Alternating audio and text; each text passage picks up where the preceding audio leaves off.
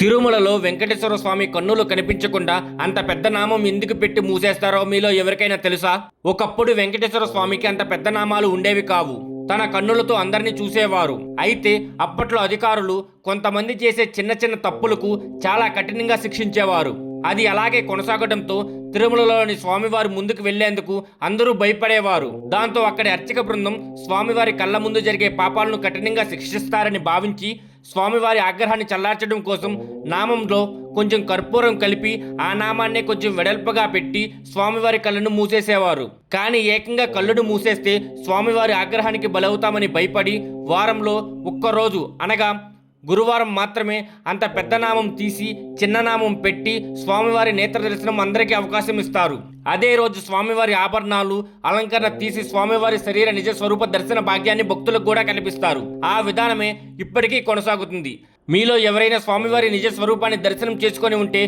గోవిందాన్ని comment చేయండి.